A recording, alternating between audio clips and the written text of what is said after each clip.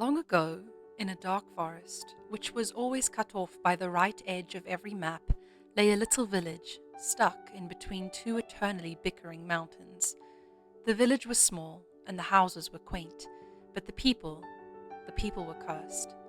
They had been cursed so long ago, even the oldest villagers would recall how their long-dead great-grandparents could never quite remember how it happened. And so memories were replaced by legend, and legend has it that many years ago the Reverend Mother Witch had passed through the town disguised as a humble traveller. She was displeased by the manners of every villager she met, and so, in turn, she cursed the villagers with the eternal compulsive need to apologize. The villagers apologized for everything, and to everyone. It was impossible to walk down the street without hearing the mayor profusely apologizing to the small oak leaf which had fallen onto his boot. The morning mooing of the village cows was joined by a symphony of apologies as the villagers milked the herd. Sometimes they even managed to harmonize. Even the most grisly criminal had let out a "terribly sorry, old chap," while stabbing his brother 18 times in the upper chest. The judge put him away for life, but only after a very sincere apology. It was the night of the biggest storm the villagers had experienced in 300 years. Their doors were locked and apologized to, and the thunder made it impossible to hear what was said in response to the nightly "What's for dinner, darling?" question. It was on this night that a young woman with only one small bag and bright green eyes moved into the vacant cottage at the very edge of the village border. This girl did not apologize. In fact, she never had. Not once in her 24 years had she uttered the dreaded word. She found it a decidedly useless and rather pathetic activity. She was better at other words, big words, scary words, words that made people run. And in the days that followed, the villagers became more and more distressed at her total lack of sorriness. She was, in fact, rather brazen. And between you and I, even some who do not come from a cursed culture of apologies might also think the green-eyed girl a particularly stubborn creature. No one really knew what to do. She had no plans on leaving, and the villagers had no plans on how to handle her. The mayor promptly booked himself into therapy and spent most of the session apologizing to his chair.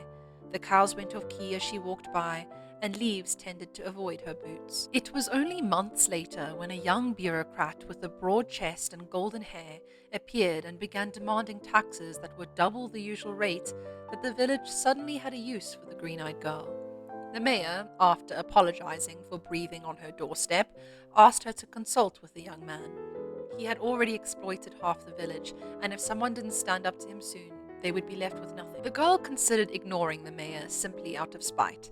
After all, the villagers had been apologetic, but certainly never welcoming. But when she found the bureaucrat harassing an elder later that same day, she found her boots moving defiantly in his direction, leaves scattering away in fear as she marched.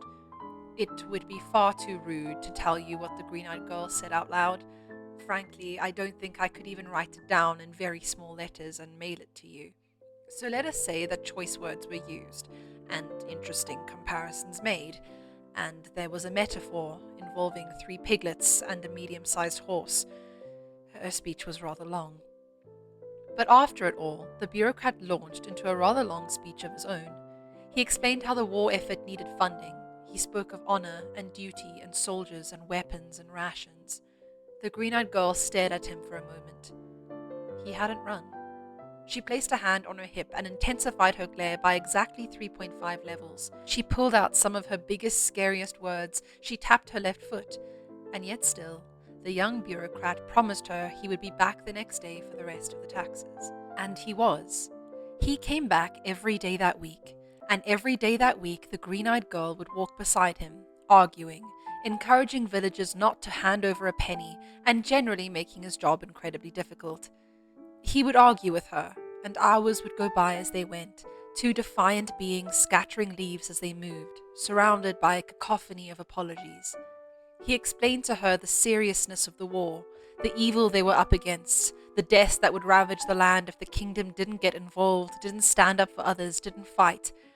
She explained to him the poverty of the village, that asking them for a little bit was the same as asking them for everything, that more fighting could not possibly be the answer. The days moved on and on. The bureaucrat began meeting her at her cottage each morning before they set off to walk and argue. He would knock on her door. Sometimes he had to wait 5 minutes extra as she searched for a ribbon to tie up her hair. Sometimes she would come out with honey buns she had baked the night before, and they would set off and argue and walk. One day, as he was walking her back home, it began to rain, and she pulled him into her cottage to keep dry, and because there was more to say, and she was quite sure she was about to win this round. He sat in her small kitchen as they bickered, and drank coffee out a little pink china cup that was chipped around the edge and far too small for his hands.